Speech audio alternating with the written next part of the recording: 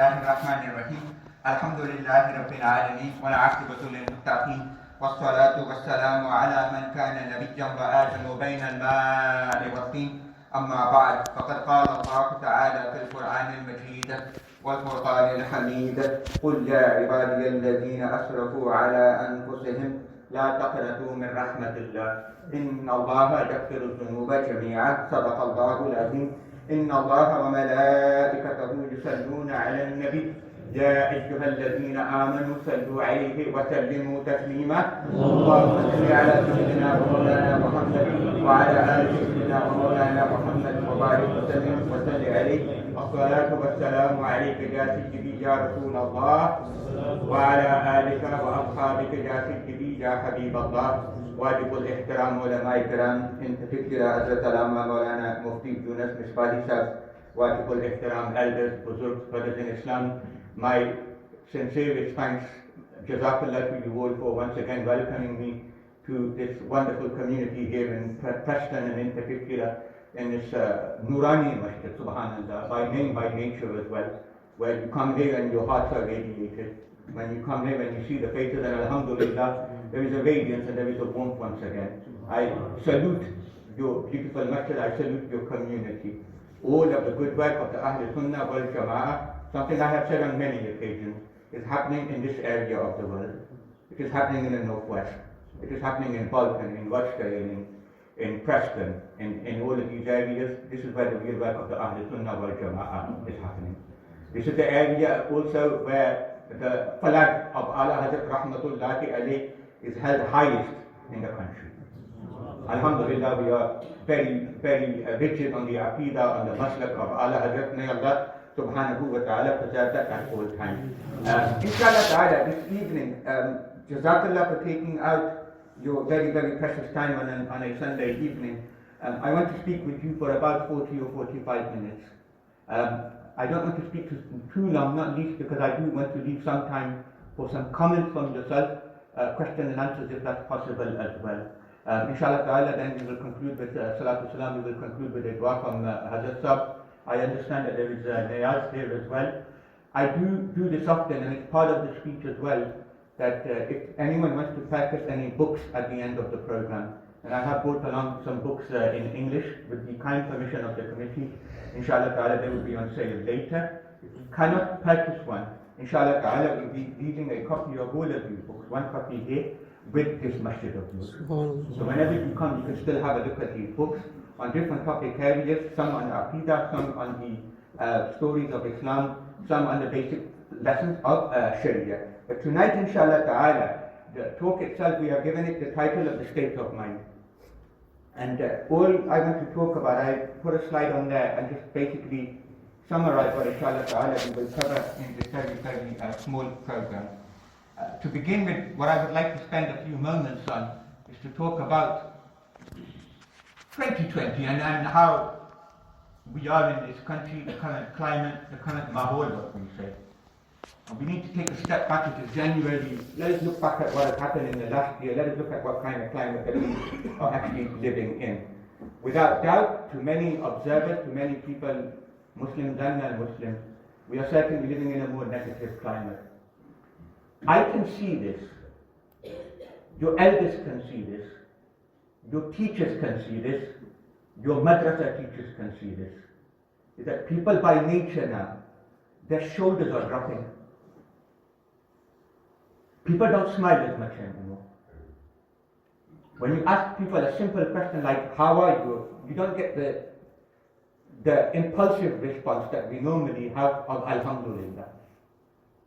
So we want to take a moment to talk about that and what our attitude should be regarding that. Then the rest of the program, we want to talk about what Islam says about our attitude, why it should be like that.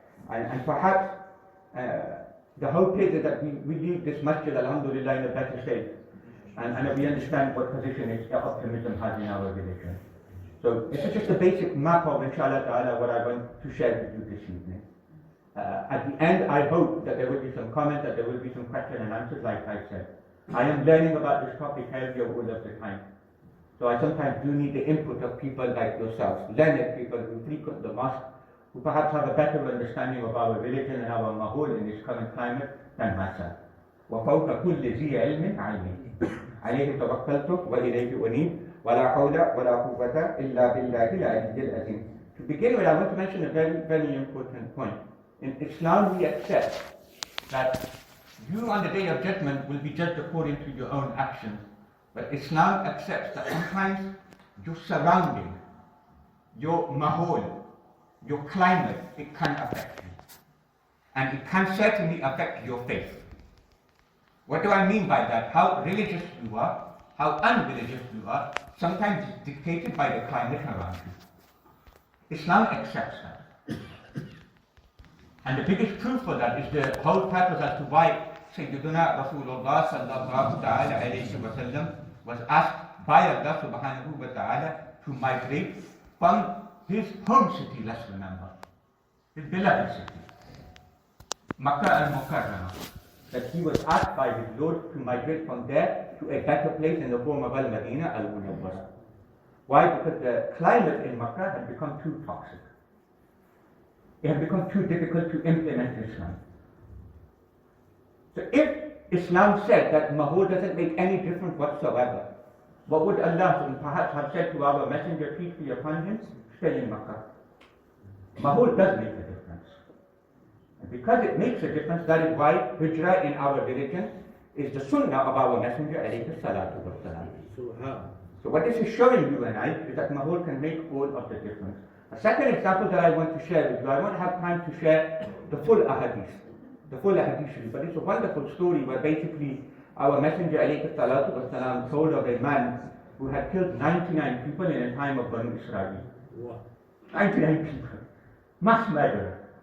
Eventually he came to his senses and he said, look, I need to stop this. So he approached a monk, a Christian monk of some form, and he said that, look, I think it's time for me to turn a corner. I have killed 99 people. Do you think there's any chance that Allah will forgive me, basically? The monk turned around and he said, what are you on about? Are you crazy? Allah won't forgive you if you kill one person and you kill 99? There's no chance of your forgiveness. The man, the mass murderer, he said, what's the difference between 99 and 100? I might as well kill him as well. He made it essentially. Later, he came to his senses and he came to an alim this time. And when he came to the alim, he asked the exact question, the same question, and he said that I have killed 100 people. Is there any chance that Allah subhanahu wa ta'ala will forgive me? And this man, he had a wonderful smile, and he said, of course Allah will forgive me. And the word is, and Mufti Sahib better, وَمَا حَالَ بَيْنِي وَبَيْنَ تَوْبَتِي أَوْ كَمَا قَالَ. So what's between me and my tawbah? I'm not going to tell the rest of the story, time does not allow. But the first thing that the alim said, he said, get out of this land. فَإِنَّهُ أَرْضُ السُّوءِ. Whereas you have been killing people, you need to get out. He didn't say, read La ilaha illallah Muhammadur Rasulullah. He didn't say, I want you to do tawbah. He didn't say, go and have a hussain or anything else. He said, get out of this land. So what was he saying then? He was trying to suggest to you and I, mahol makes a difference. The alim was clever and astute enough to make him understand it's a part of it is a climate that is making you kill people. Get out of this land. Many youngsters here today, Jazakallah, and congratulations to the fathers, to the siblings who have brought their youngsters here. Those who are in secondary school will know. Some of them will not agree with it. Hands up please. Who goes to secondary school and is subject to classroom seating arrangement?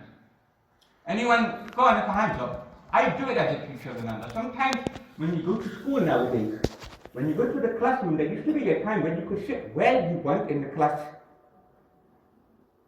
You could sit at the front, you could sit at the back, you could sit with your friends.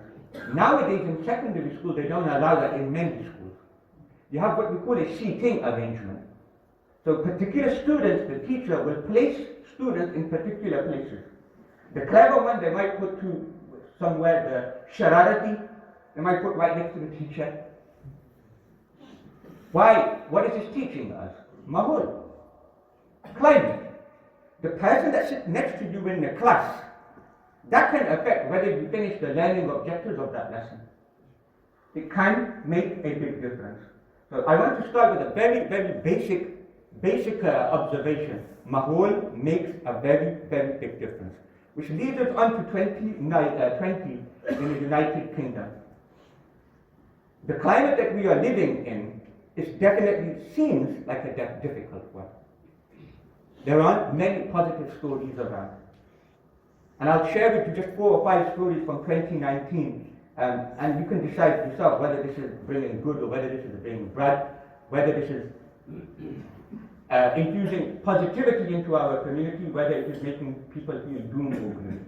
The first story, Brexit, which unfortunately dominated all of 2019. Right now we have a breather in terms of the headlines. The headlines have gone elsewhere, they've gone on to royalty, and gone on to Harry and everything else. It will return, not least because this is a very complex problem which has been answered in the wrong manner. And perhaps more importantly, it is breaking up Europe. The whole purpose of the Union in the first place, from the 50s, from the 60s, the 70s, and so forth, was not the diplomatic, economic, and social ties. It wasn't about fishing. It wasn't about visas. It wasn't about your phone tariff when you phoned Germany, for example. The whole real purpose of the European Union was to stop people fighting. The 20th century witnessed 2 bloody world wars, which really were European wars. And the whole purpose of the economic community and the European Union that came after was to stop people from fighting. That was the ultimate thing. France, Germany, Belgium, Italy, England, all of these countries had fought with one another in the past. The whole purpose behind the European Union was to let's stop people fighting.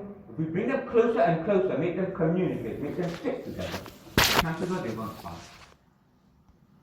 So this story, unfortunately, it's been played out as an economic story. We're going to save so much money by not being in Europe. In reality, it's a social problem. It's a social story. It's I'm sorry to say, a spiritual story. Because our Messenger ﷺ encouraged us, in every affair, stick together. Eat together. Pray together. The Brexit and the way that we are breaking away from the rest of Europe is dangerous to that. Climate change is here to stay now as a headline. There was definitely a period, as I was growing up as well, where the observers were in 2 minds whether it was happening or not. But now, first time now, we can see how weather is changing. Dubai only a week ago was under water this high. Australia is on fire. And now I have heard from today that now the country now is worried about floods now, because basically torrential rain has started. We have seen snow. Pakistan right now is colder than England. Parts of Canada is -40 right now. We see that animals which are normally associated with the Arctic areas or the tropic areas, they are ending up the River Thames. What is going on? Something definitely is going on with the weather. This amana that Allah gave to us in form of the world, we are ruining it. And I think now the chickens have come home to roost to say, people have finally realized that something is wrong with our planet. To the extent that I think it was David Attenborough who said that although the bushfires happen 12,000 miles away from here, it's going to affect our breathing in maybe 6 months' time. We're going to feel the effects of it. Allahu Akbar. May Allah subhanahu wa ta'ala protect us. Poverty is now a serious problem. I pray that the northwest of England does not have the problem that we have in Leicester, that I have seen firsthand in Birmingham. And that is that homeless people are openly visible on our streets now.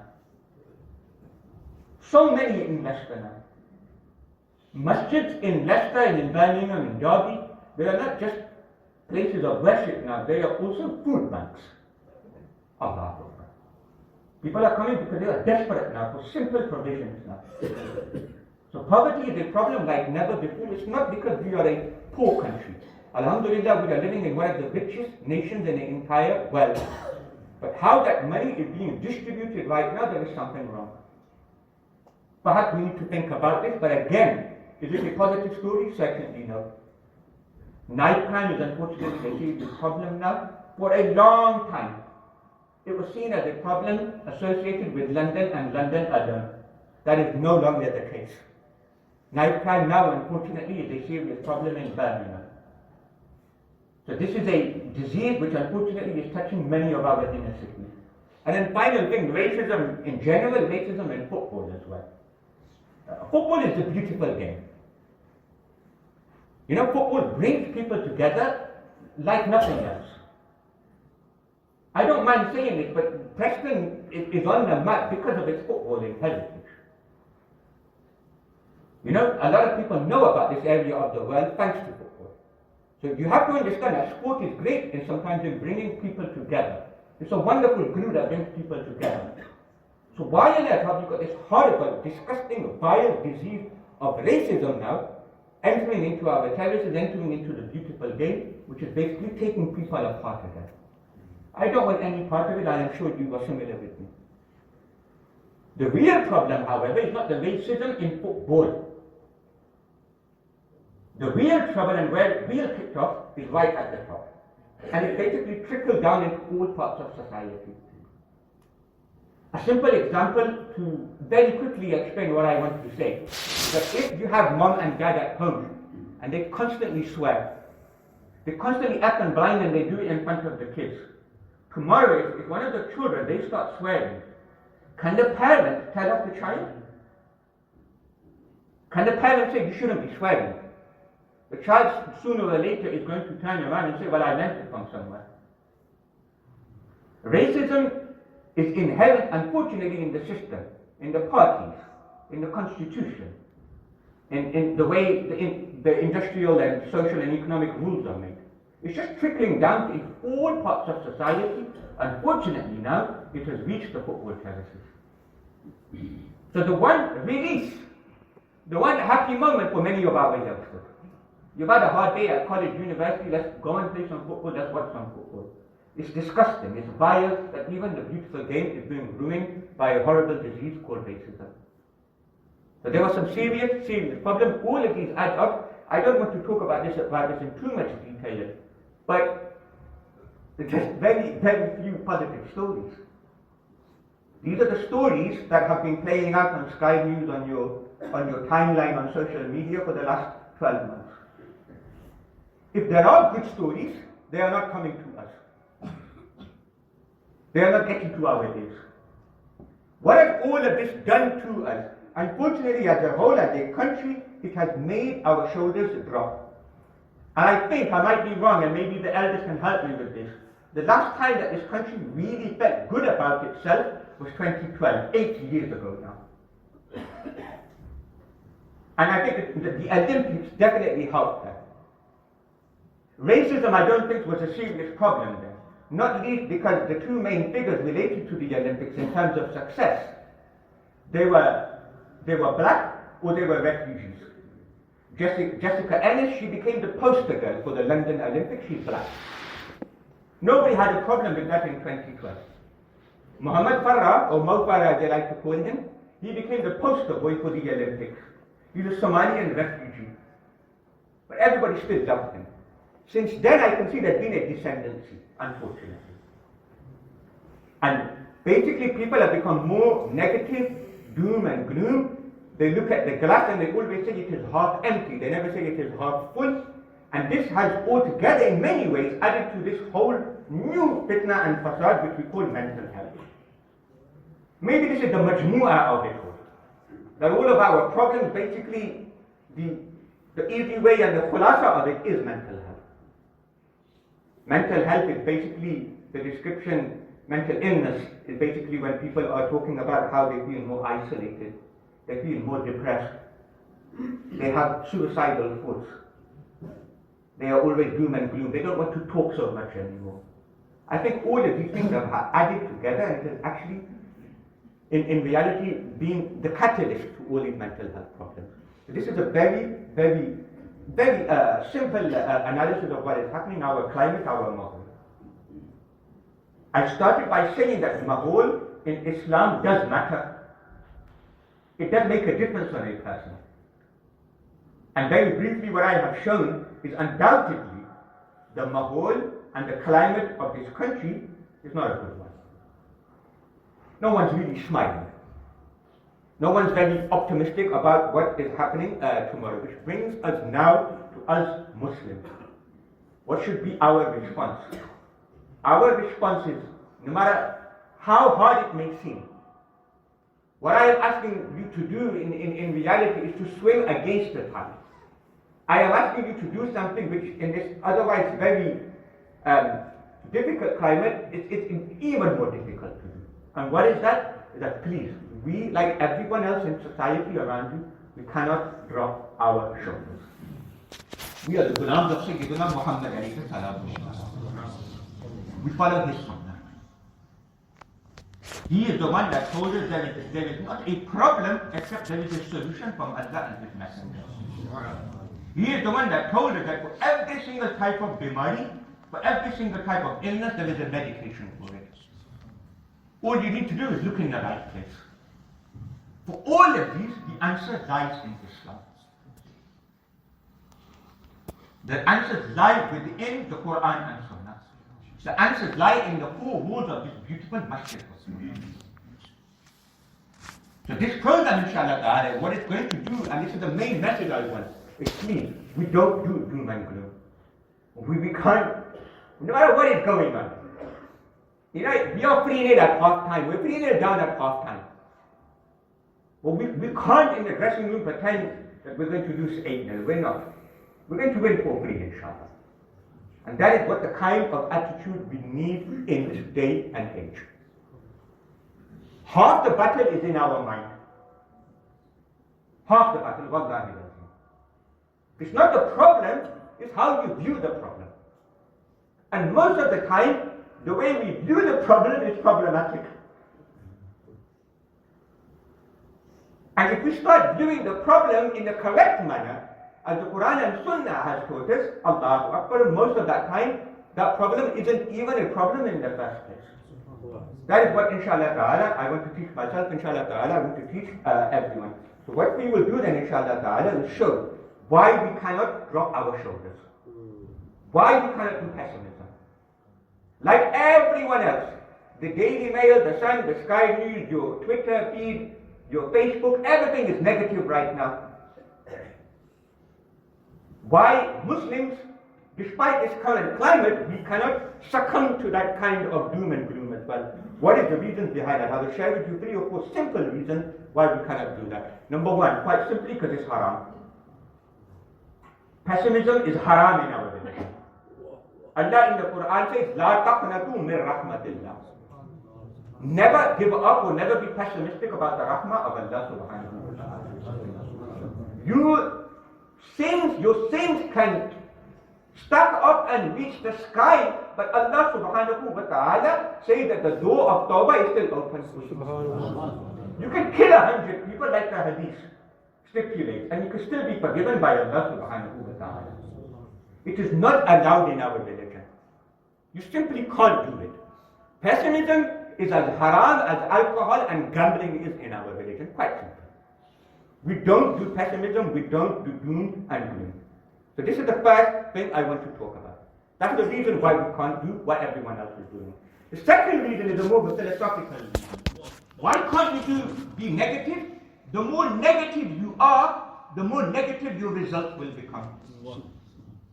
Negativity breeds negativity. If you set out in your head, I'm going to lose, you will lose. It's simple as that. I'll give you a simple example. Alhamdulillah, I brought along Hafiz Sulaiman along. Hafiz Sulaiman is a wonderful Buzurg Imam of ours. He's the Imam of our oldest mosque in Leicester, the Leicester Central Masjid. Alhamdulillah, myself and Hafiz Sulaiman, we have been reciting Salatul Tarawih there together as partners for the best part of a decade, perhaps more. He's a great partner of mine. I take great pride in reading with Qibla Hafiz out there.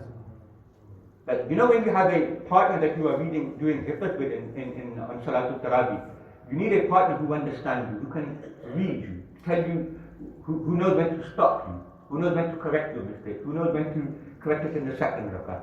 Hafiz Sulaiman is unbelievable in that regard. I wouldn't want anyone else. I'll give you the example of Salatul Tarawih. Imagine that come April, come May, I am preparing for Salatul Tarawih like every year. Imagine in the daytime I have a particularly hard sabara, I have a particularly hard manzil. Imagine if I wake up that morning and during the whole day, I know it's a hard spot and it's a hard manzil. If all day I say to myself, I'm going to get a mistake today on the musalla. I'm going to get a mistake. I am going to get a mistake. It's so hard, I'm going to get a mistake. When after Isha, when we stand for Salatul Tarawih, oh my God, I'm going to be a dead man. I'm not going to get past the first rakah. You know, if I think that all day long, what do you think is going to happen in the evening? I'm going to make a mistake. Why? Because negativity, it breeds more negativity. A sporting example, perhaps the wrong one. Number one, because I'm from Leicester. Number two, I heard they missed a penalty today. But you know, as a penalty taker, when you play football, you know, if someone gives you the ball in the 90th minute and says, step up and take the penalty, please.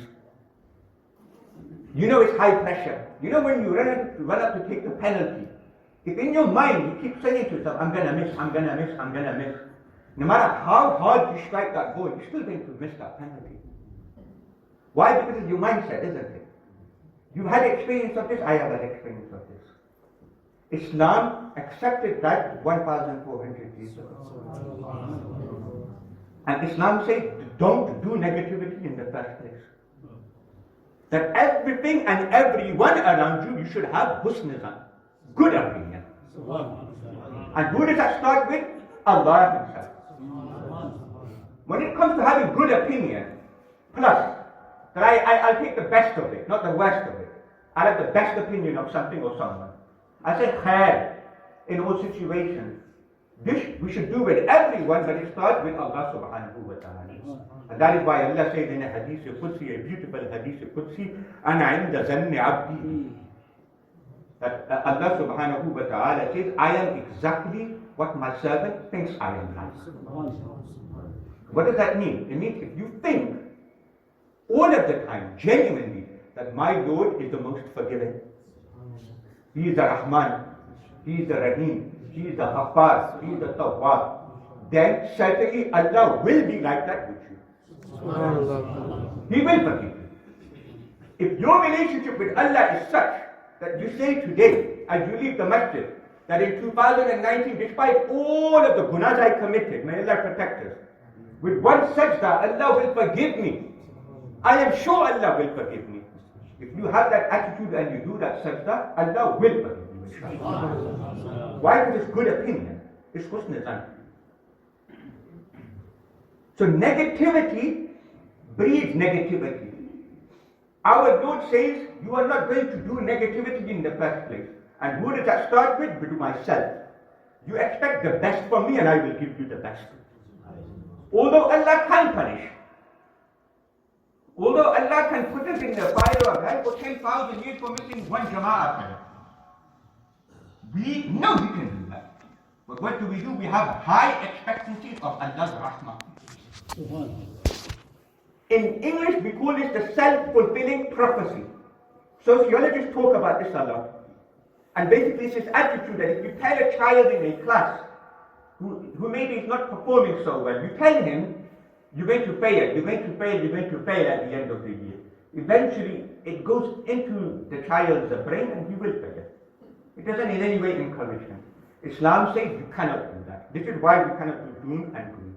Why else cannot we do doom and gloom? Quite simply because it is not sunnah. It is bid'ah.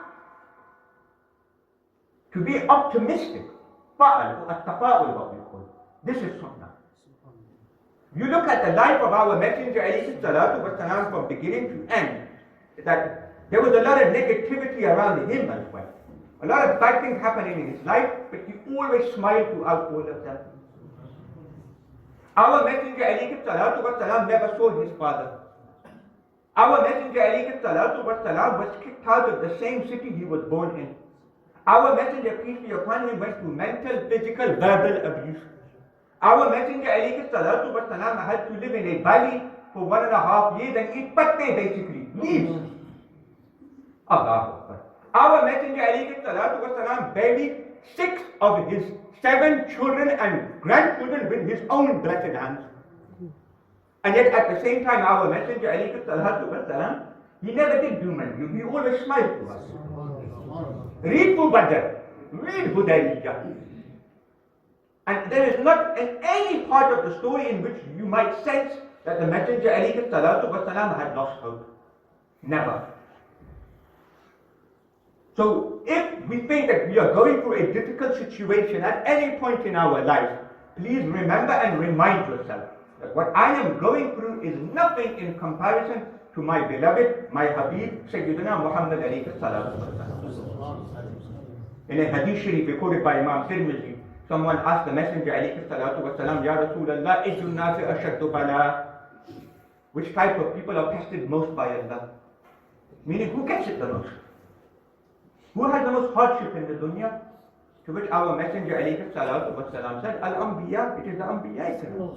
Allahu Akbar. So what we are going through is a very, very small proportion in comparison to what the Anbiya Ikram, and in particular what our Messenger alayhi salatu wasalam went through. The other reason why we cannot do doom and gloom, the other reason why pessimism is haram in our religion is because if you look at our religion, in all aspects, in all parts of it, no part of it are you allowed to be negative, to be doom and gloom, to be downhearted, to let your shoulders drop. Husn rahmah, forgiveness, second chances, all of these ideas are inherent in our system. Whichever part of Sharia you look at, there is trying to encourage you to smile. None of it makes you doom and gloom. In all aspects of Sharia. This itself is an hour program in itself. I will just give you 2 or 3 examples to show you how in our system, inherently, it is built in that the whole system is there to make sure you smile much more. You have positivity. You never frown, you never lose hope on Allah's mercy. I'll give you a few simple examples. You know that there are 99 names of Allah subhanahu wa ta'ala. He is many things. He is the Qahar, He is the Jabbar, He is the Mutakabbir. Of all of Allah's names, ask yourself, which of Allah's names do you repeat most on a daily basis? Which of Allah's 99 names do you mention most? The Rahman and the Rahim. Have we ever stopped to think about this? Whenever we do something good, we recite Bismillahir Rahmanir Rahim. When we recite Surah Al-Fatiha in our salat, we are reciting it in each and every salat. Ar-Rahman and Ar-Rahim are the most optimistic names of Allah subhanahu wa ta'ala. You know, they're the most beautiful of Allah's names. Qul id'ullaha aw id'ur Rahman. This is his Zati name. Rahman is his Zati name, just like Allah is. The ulama Ikram tell us.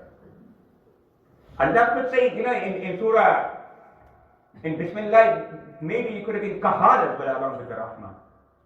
You could have been Jabbar as well. Allah said, no, I want you to remember my most optimistic name. Allah, a simple example. When you perform a dua, our Messenger alayhi salatu wasalam said, when you raise your hands, you cannot say in your dua, Ya Allah, make me rich if you want. You can't add those words if you want. Why? Because even by saying if you want, it shows doubt now. It gives the impression that you don't even want it yourself. Our Messenger alayhi salatu wasalam said, Ud'u Allah wa antum muqinuna bil ijaba. When you pray to Allah subhanahu wa ta'ala, you pray in such a way that you want and you have 100% conviction that Allah will answer my du'as. You can't have doubt in your du'as. In your du'as, you ask for the impossible and you expect it. Again, what is it showing? High hope. It is showing rahmah. It is showing optimism. A system there to make sure that you are smiling all of the time. Hadith students, those who study the Dars-e-Nizami course, those who take interest in hadith studies, when you finally become in a position where a Shaykh al-Hadith will teach you a book, for example, Bukhari, Muslim and so forth, it has been a tradition that the first hadith that the Shaykh al-Hadith will teach the students, it is the same wherever you are in the world, it's called the Hadith al-Awwaliyya. Which hadith is that? Ar-Rahimuna yarhamuhumur Rahman. The first thing that the Shaykh al-Hadith reminds the student is about the rahmah of Allah subhanahu wa ta'ala. That those people who are merciful amongst themselves, the Rahman on the day of Qiyamah will be merciful with them. The last chapter of Ihya Ulum al-Din by Imam Ghazali, Babu Sa'ati Rahmatullah.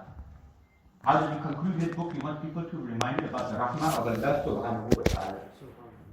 Even when it comes to good acts and bad acts, one final example I will give of how our religion is inherently a happy religion, a positive religion.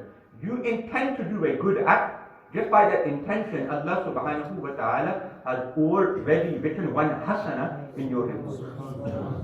You're just thinking about doing a good act. When you perform that good act, what does Allah subhanahu wa ta'ala guarantee? That you are going to get 10 units of reward for it. Optimism, high hope, encouragement. All of these things.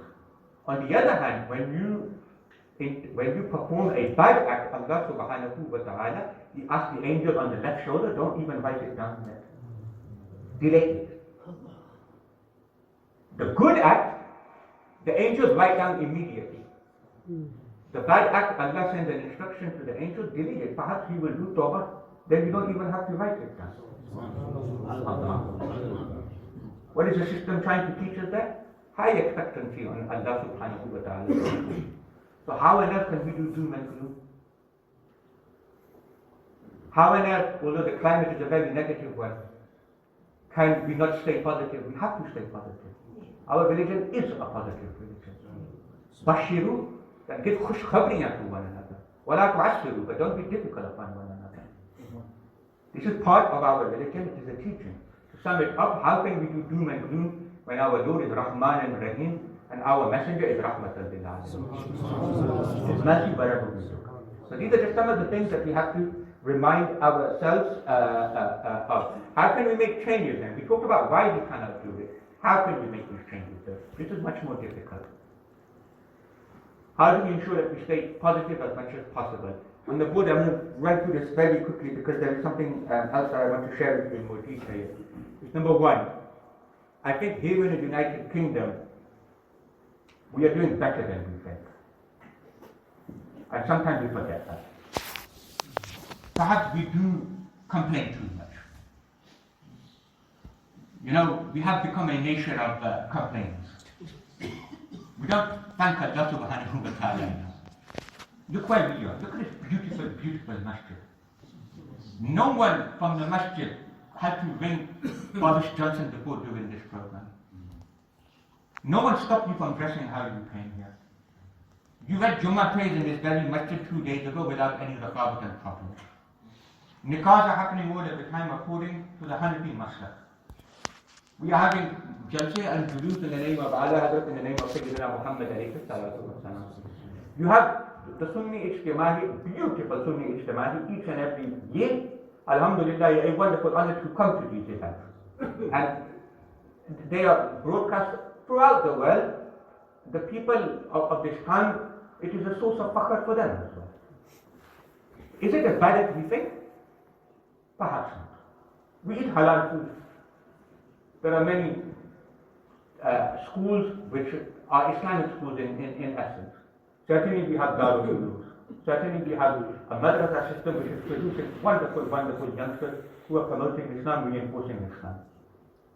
Nothing's perfect, but something has to be perfect in order to say Alhamdulillah. Our religion doesn't teach that you have to be 100% perfect before you praise the Lord. So perhaps we are living in a country where we complain much more, praise the Lord much more. We live in a country, and let's face it, where you get heating and gas in your homes for 364 days. And the one day that the boiler goes, then we complain all of the time. We make it as if Qiyamah has happened. I think we need to look at the perspective sometimes, don't we? And this is what I meant by that sometimes the problems aren't problems in the first place. They are just small raqabats, small hindrances. The roof ain't going to fall down onto us. We get that impression Qiyamah is here. We need to be sometimes very philosophical about these things. This is something certainly we should be doing more. Maulana Mufti, Maulana Shakir Ali Noori, may Allah subhanahu wa ta'ala preserve him. He talked about this in great detail in a wonderful Sunnah Dawat Islamic speech that was delivered in Leicester. And he pinpointed depression basically in the absence of good acts now in this day and age. You know, when you do a good act, no matter how trivial and small it is, believe me, it makes you feel better. Nobody in school, college, or university has opened or opened the door for someone and then felt bad after it. Why did I do that for? Nobody has ever returned a lost property in the street. You know, a wallet, for example. You return it to the police. No one has done that and felt bad about it. They feel good about it. No one has helped a granny across the road except they have felt good about it. When you do good acts, it makes you feel better. When you vet the 5 salahs and you put your head up upon the pillow, and you get to sleep very quickly, you know, alhamdulillah, I've done something good today. Subhanallah. Which dua of the entire year, are you most confident that Allah will answer? The one that you have most yaqeen in. You may or may not agree with me, but in my opinion, I think it is the dua that you perform at the time of iftar in the month of Ramadan. You have yaqeen on Allah that Allah will answer this dua. Why? Because prior to it you have done something good. It makes you feel good. You want to pray to Allah subhanahu wa ta'ala. The problem with today's society is, and this is a general problem, in the words of Mufti Shakir Sahib, that unfortunately we are not doing good acts anymore. If you're not doing good acts, you must feel depressed. So simple, small, good acts. Spiritual acts, social acts, acts of humanity, they make you feel better. And if you feel better, then alhamdulillah your mood will change as well. Du'as, we believe in petitions and demonstrations and online WhatsApp messages more than we do du'as. If, for example, if you forward me a petition and I sign it, what is the process now of that making a change? It goes through the British government, it goes through Parliament, it goes through certain individuals, it goes through civil servants. That process doesn't look like a very sane and productive process to me, I'm sorry to say. I'm sorry to disappoint those people who do believe in petitions. When I do dua though, however, what's my mindset now? I'm doing dua to the person who has control over everything in this world right now. Including Trump, including Johnson, including Putin, including all of these charlatans. What is a petition going to do that a dua cannot do? So why on earth have we developed this moral deficit almost, where we don't believe in du'as anymore, we believe in petitions, we believe in demonstrations? Allah Akbar. Control the controllable, which is your family, your home, your street, your community. For everything else that is going on in the world, pray to Allah. Allah Akbar. We have forgotten how to pray to our Lord. The final thing as well is something really important. We did speak about this in detail a few weeks ago in Birmingham, is that what people, especially our youngsters, think is giving them happiness, it might not be giving them happiness. Quite simple. You give a questionnaire to youngsters and you say, what can I do or what can I give you to make you happy? And a lot of the time our youngsters, by nature, they would talk about material things. They would say, I want some gadgets. I want a new phone. The latest Apple model I want, that would make me happy. You know, Netflix, unlimited subscription, that would make me happy. Fortnite would make me happy. You know, dessert parlor in my bedroom would make me happy. No restrictions on social media would make me happy. We need to take a step back and assess sometimes what makes us happy. You know, buying a new phone or having the latest gadget, it is a complete myth, it is fantasy, it doesn't exist.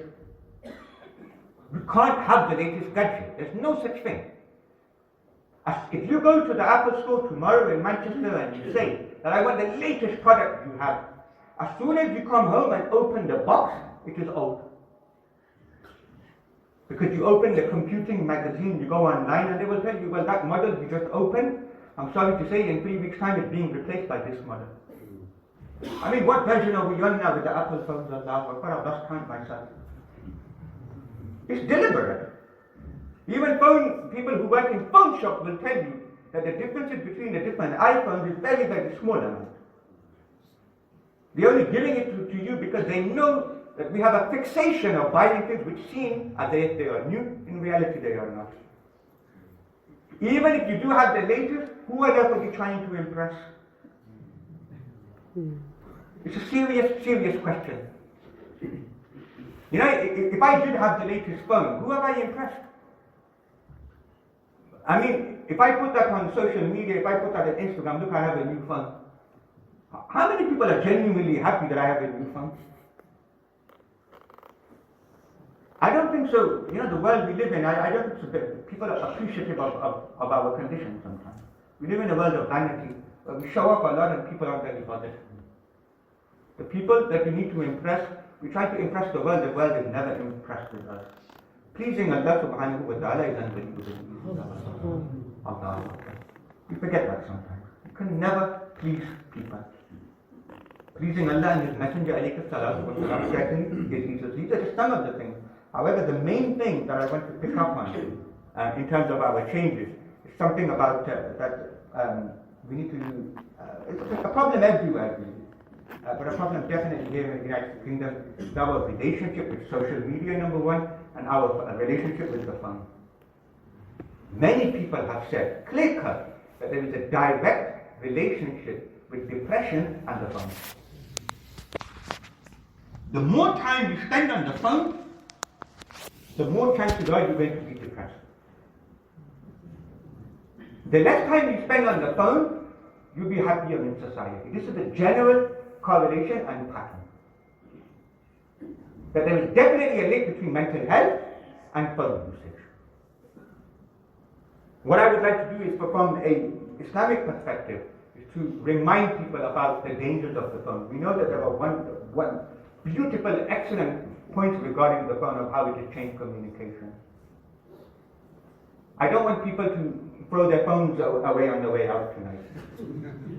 You know, there won't be a basket and I say everybody throw their phones in the basket on the way out. We're realistic. We know that the phone is interesting. When it comes to, you know, events like this, getting the weather, the phone is very, very important. When it comes to Sunnah Dawat Islamic, whether it's meeting one another, conversing with one another, the phone comes very, very important. How can we keep up with what is happening in India and what is happening in the rest of the world is through the phone. How it has brought us closer, how we can listen to the speeches of ulama ikram who have passed away, who are on the other side of the world. The phone has helped us to do that. There are many pluses of the phone. How many of our youngsters recite the Quran on their phones all day long? How many of our youngsters have Dalail al-Khairat and the likes on their phones? It's a wonderful, wonderful thing. So I am not in denial there are wonderful things related to the phone when it comes to the pluses. However, we have to be aware of the dangers. Number one, my biggest problem is our communication standards are dropping. When you talk to someone, when you say Assalamu alaikum, when you actually pick up the phone, you are doing more than communicating. You are showing mahabbat towards them. You are making them feel better. As soon as you hear wa alaikum assalam on the other side, you know whether your friend or your brother or your sister, whoever it is, has had a good day or not. You can't get that from an emoji, I'm sorry. Emojis, most of the time, they're confusing. You know, my missus sometimes sends me emojis. I can't work out what they mean. You know, sometimes she sends me this. There's one with a green face with the blowing, the air blowing out. Allah. But I mean, I don't know half of these emojis. I just speak English. Pick up the phone and speak to me. It'll be easier for me to understand. So many times now, our Messenger alayhi salatu wa salam set very high standard when it comes to communication. Whenever someone spoke to him, he paused for a moment and then he gave an answer. He was thoughtful. He never rushed his answers. How many times did you get a text where people have misspelled things? Or sent to the wrong person? When WhatsApp started, there was no delete function. Meaning that you could delete a text that you have already sent. WhatsApp had to introduce that. Why did they have to introduce that? Because people rush communication now. People realize that people aren't being thoughtful when they communicate. They're not stopping to think, am I sending it to the right person? Is the spelling correct? Have I misspelled something? These are simple things that our Messenger alayhi salatu wasalam taught 1,400 years ago. They are disappearing. Wherever possible, choose the human form of communication rather than the digital. You will be better off. You will be saying Assalamu alaikum wa alaikum assalam. You're getting much more reward from Allah subhanahu wa ta'ala. Number two, the amount of time you are spending on the phone means you are not sleeping as much anymore. We have been told that 65% of people in a recent poll admitted that they use the phone in their beds, in their bedrooms. Number one, it causes havoc on the eyes basically. If you have a bright light in an otherwise dark environment, it's going to ruin your eyesight. Number two, it's ruining your sleep. What is a greater favor than the sleep from that Allah subhanahu wa ta'ala has given you? Why are we ruining that? Because sometimes the elders are doing it with social media or box sets, the youngsters are doing it with Fortnite. But in the morning, it is affecting their college, it is affecting their work as well. Even footballers are suffering. This is a story going back, I think, in last year, that the Southampton manager, when he came into the club, he said that when we go to away games, he told the manager of the hotel where they were staying that please switch off the Wi-Fi while my team stay here for the away game the next morning. Why? Because his own players, the Southampton manager was saying, his own players were playing Fortnite all night. All night long they were playing Fortnite. In the morning they were getting thrashed. It's true. So if it can affect that, I believe there was Neil Robertson, who was a very famous snooker player. He himself said that there was a time 2 or 3 years ago where there was a dip in his form. And when he was asked about it later, he admitted that it was my addiction to video games. Allahu Akbar. So these are the professionals, it's affecting them. We should be very, very aware of them. Please understand that those people who are on Instagram all of the time, those people who are on the picture-based type of social media platforms, the ones that encourage people to put pictures on, it will make you more envious and jealous of the people around you eventually. It won't make you say Alhamdulillah. From what I have seen, is that when people look, especially our youngsters, they look at the lives by nature. When people go on Instagram or Twitter or Snapchat, they are sometimes, most of the time, following people who are richer than them, who are more famous than them. So most of the time they are swiping away at photos of people who look better than them, who are richer than them, who have better watches on, who have better backgrounds, who have better cars in the background, who are sitting on a villa, have a lovely background. Allahu Akbar. Eventually the youngster, he feels jealous by this kind of lifestyle. And he doesn't thank Allah. Rather he starts thinking, well, why haven't I got this lifestyle? So this certainly has an effect on as well. When it comes to guidance and Islamic guidance, I don't need to talk about that. Now, in the past, we had a monopoly on our Aqidah. We knew that if people wanted to learn the Ahl Sunnah wal Jama'ah way, they would come to the Masjid and they would learn that. Now for our youngsters, we don't know where they're getting their information from. They're going into YouTube, putting in searches, but there is no guarantee that the first search will be an Ahl Sunnah wal Jama'ah scholar. Our ulama ikram had a monopoly on our youngsters, but that has eroded now.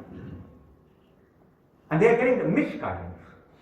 So our job as an imam now has become twice as hard. Number one, we are spending the first part correcting what they have learned in the wrong manner from YouTube, from Google. And then we are teaching them our aqidah. The knowledge online, on Google, on YouTube, on Twitter and so forth, for our youngsters, please, it can supplement, it can support your Islamic education. It cannot replace it though. You have to learn from the masjid. You have to come to the madrasa. You have to come around to programs like this. You have to sit with Alama Sahib. You won't learn it from YouTube. So although there is a lot of ease in that, it's not just going to solve the problem. The other thing is when you sit with Alama Sahib, you're not just taking his ilm, you're taking his sohbah as well. You're taking his companionship. In our religion, the companionship is more important than the ilm. In the story of Musa and Khidr alayhimus salam, Musa was told by Allah that you need to go to Khidr in order to get knowledge. But what was the first word that Musa said to Khidr when he got there? He said, قَالَ لَهُ مُوسَى هَلْ أَتَّبِعُكَ عَلَىٰ أَن تُعَلِّمَنِي مِمَّا عُلِّمْتَ رُشْدًا. That, oh Khidr, can I follow you in order I can get knowledge from you? So the first thing that Musa asked was not ilm, he asked for his sohbah first. He asked for his companionship first. YouTube and online learning, it is sohbah less. There is no companionship in it. So what that means is you are taking the outer knowledge, you are not taking the inner knowledge. Huzur Jal Ummah Fi Karam Shah Sahib Rahmatullahi Alayhi, great Mufassir of the Quran, he passed away 20 years ago. I only learned maybe 18 or 19 ahadith from him. What I learned from his mannerism, what I learned from his akhlaq, Allahu Akbar, I will never forget. You can't get that online. No matter how many videos now I see of Huzur Jal Ummah online, I won't get that effect. When you sit with Maulana Shakir Ali Noori, there's something special in that. With our ulama ikram.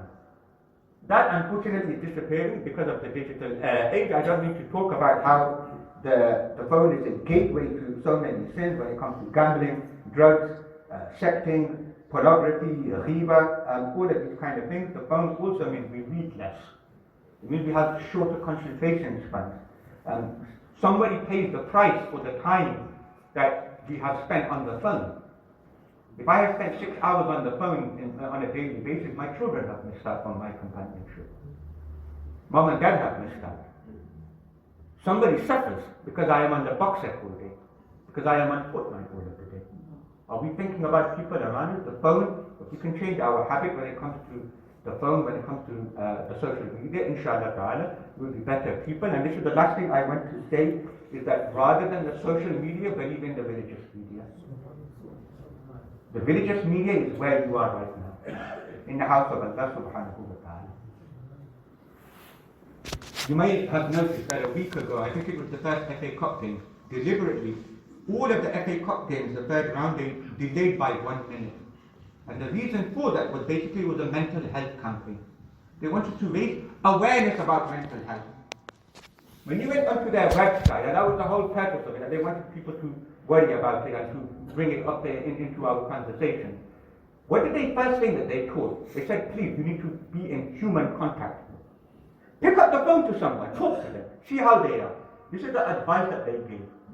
What do you think Islam has been teaching us all of this time? Islam is a social religion. The way that it brings us together, Allahu Akbar, is beautiful.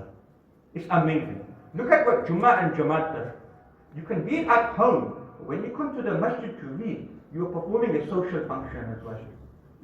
You get to know how your brothers are. As soon as an imam, for example, as soon as he sees one namazi is missing, a regular namazi, he knows he needs to find out, he may be ill, he might have gone somewhere. It's a social media that works. When the imam finishes, when you come to Jama'ah prayer, when the imam finishes, you know what's going on in your community. He might do an ilan that there has been a birth. There might be a dua, for example, of someone who is ill. There might be an ilan that someone passed away, we need to go to the janaza. You're knowing about your community all of the time. Jummah prayers is based on that whole basis. If you cannot come to Jama'ah prayers, Allah and His Messenger say you must come to the masjid at least once a week. You need to come. You come dressed the part. You clean yourself further. You have a bath. You put the iftar on. You put your cleanest clothes on. Because you're going to be meeting people later, you're going to be hugging them later. You come as early as possible, you leave as late as possible.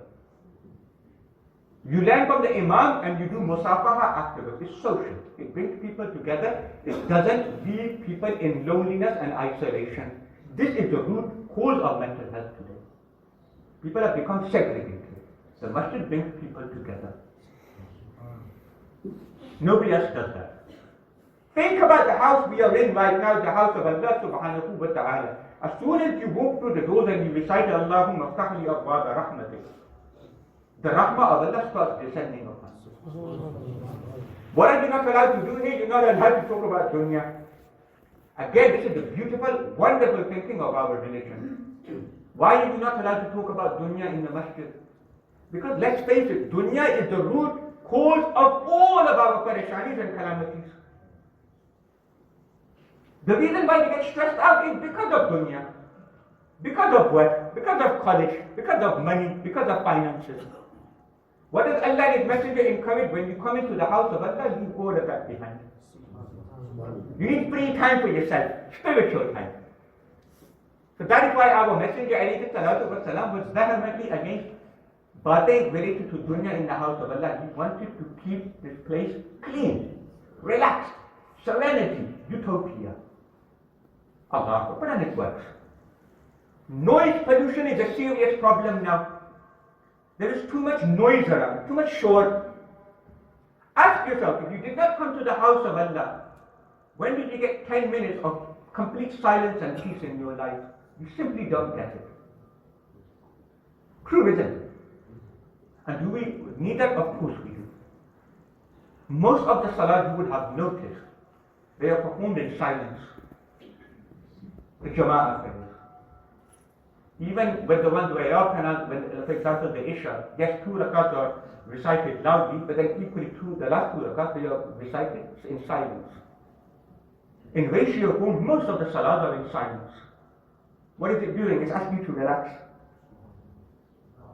To bring that blood pressure down. When you put your head on the ground and sajda, Allah, everything disappears, all the parishaniya disappears. It's brilliant at doing that, is it not? We've forgotten that. So these are the simple things. Mental health is made out of a really, really complicated and sophisticated problem. It's not. The answer is lying in Islam. We know all of these things. We know that. So noise pollution is a serious problem. Come to the masjid, you won't suffer from that. Many, the Salafis, the Wahhabis, the Ubandis, call it what you want. They sometimes look at our Aqidah and they take the mick out of it and say, look at these Barelvis. You know, Barelvis, they need any chance to do a mahfil. You know, Shab-e-Mi'raj do a mahfil in the masjid. Yawm Ashura do a mahfil in the masjid. Miladun Nabi do a mahfil in the masjid. Whatever event there is, the Hussain Al Azhari, mahfil. Hussain Gharib Nawaz, mahfil. Or some people you have not heard of, but a mahfil. A lot of the Deobandis, they take the mick out of this for us. But I say, Wallahi Lazim, now everything has changed. They understand now why we have these mahafil. It brings people together. We proudly, as the Ahl Sunnah wal Jama'ah, we take any opportunity to bring our people together. It increases mahabbah. You know, the niyaz we eat, again the niyaz is sometimes a hot topic. The langar we eat. And people only come for the langar. You know, Wallahi Lazim, I say that langar is the best food that you eat in the entire week. And there is no doubt in that whatsoever. Even if people do come for the sake of langar and nothing else, please let these people into the house of Allah. Langar is made by the people of Allah, in the house of Allah, for the people of Allah. It's barakat in that. When you eat together, does that increase, you know, dushmani and animosity, or does it increase mahabbah and compassion and love? There is a bigger purpose behind these things, isn't there? So can you appreciate and understand and marvel at the aqidah of the Ahl Sunnah wal Jama'ah? It's beautiful. It works. It doesn't leave people in isolation. It brings people together at all of the time. The last thing I'll say about it, that you know when you need a plumber, when you need a driving instructor, most of the time in the home, something's gone wrong in the home. You know, you ask mom or dad and you say, you know, we need someone in the house. Most of the time, who did your father pick up the phone to? Always someone he knows from the house of Allah, from the masjid. True, isn't it? You know, the service provided in your community. Most of the time, oh, how do you know this plumber? How do you know this accountant? How do you know this driving instructor? Oh, namazi, hamara namazi hai. Allah. Isn't that brilliant? Most of our lads, now I'm an old man now, I am in my 40s. But from the age of 6, we used to play football with the same children that we used to sit in the Hafiz class. The Hafiz class children, they still play football today, and unfortunately my legs have given up on me. But a friendship which has lasted 40 years, which started from the house of Allah subhanahu wa ta'ala. Allah. So the masjid, it brings people together more than you think. If we break our link and ta'alluq with the masjid, of course we're going to go far. Literally and metaphorically. So the house of Allah subhanahu wa ta'ala for you and I, it is a Safina Noor. In a world which is otherwise flooding, this is Noah's Ark. If you want salvation, then board the Noah's Ark, which you are sitting in right now. The answers lie within the four walls of this masjid. All of our answers lie in the Sunnah of Sayyidina Muhammad alayhi salatu wa salam. My simple message to myself first, to everyone, before, inshallah, if we have time, question and answers, stay positive, irrespective of what is going on around you. Remember the example of our Messenger alayhi salatu wa salam too. Badr, we smiled to it all. Nobody, in terms of numbers, gave the Muslims a chance on Badr. But our Messenger alayhi salatu wa salam had full expectations of the rahmah of Allah subhanahu wa ta'ala. Today, people want to look good. Subscriptions in January, each and every year for the gym, they shoot up. Only for people to forget where the gym is by February. Irrespective of that, if people want to look good, the best way is to smile more. Sayyidina Dawood alayhi salam said that, being sad for 1 hour, it ages a person by 1 whole year. And I think that's true, that people sometimes they are well cut, they are well fit, they look beautiful, they have the cosmetics and the beauty and the eyeliners and everything. But inside you can see that they're bimar. Spiritually there is something wrong with them. And why is that? Because you're not happy on the inside, you're not fit on the inside. That only comes about by true positivity. Spend time with the best possible people in the best possible place. The best possible people are still your family. It is not your Twitter feed. It is not your followers on Facebook. It is not your Snapchat followers. They couldn't care less for you, let's say. The only people who matter is family. Share your happinesses with them, share your gums with them as well. The best place, you are in it, alhamdulillah. Alhamdulillah. And what a beautiful masjid, may Allah subhanahu wa ta'ala preserve this masjid you have in the form of Masjid-e-Noor. And finally, certainly, may Allah give myself the encouragement, first and foremost, do not tire from doing good acts. When people do a bad act, they don't sleep at night. They feel guilty, they feel remorseful. Zam is the word that we use for guna in Arabic. Zam, when you look it up in the dictionary, means what? It also means boj, burden. وَلَهُمْ عَلَيَّ ذَنْبٌ فَأَخَافُ أَنْ يَقْتُلُونِ. Arabic is a very rich language. Sometimes one word can have multiple meanings. So zambun normally means guna. But zambun also means boj, burden, something heavy on my shoulders. The fact that zambun can mean both things is no coincidence. Because when you sin, by nature it is a burden upon you. Good acts never have that effect. The more good acts you perform, inside you feel better. May Allah subhanahu wa ta'ala protect us all. May Allah subhanahu wa ta'ala forgive our sins. Ameen.